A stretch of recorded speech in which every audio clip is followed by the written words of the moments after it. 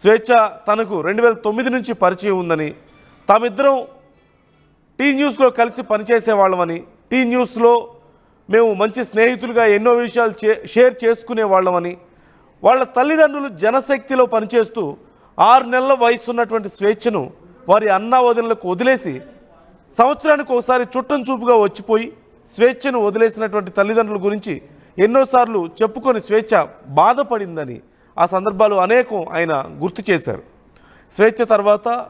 స్వేచ్ఛ ఆ తర్వాత వివిధ ప్రముఖ ఛానల్లో జర్నలిస్ట్గా మంచి గుర్తింపు సంపాదించిన తర్వాత తాను ఎంతో సంతోషించిన సందర్భాలను కూడా పూర్ణచంద్ర చెప్తున్నారు.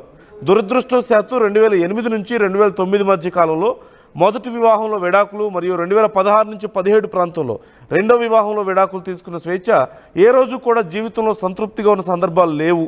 ఆమె సంతోషాన్ని ప్రజలకు అందించే వార్తల్లోనే వెతుక్కుందని, రెండో వివాహం ద్వారా తనకు కలిగినటువంటి పాపలో తన సంతోషాన్ని వెతుక్కుందని, తన బాధను రాతల రూపంలో తెలియజేసిన సందర్భాలు కోకొల్లలు ఉన్నాయంటూ ఆయన ఈ లెటర్లో పేర్కొన్నారు.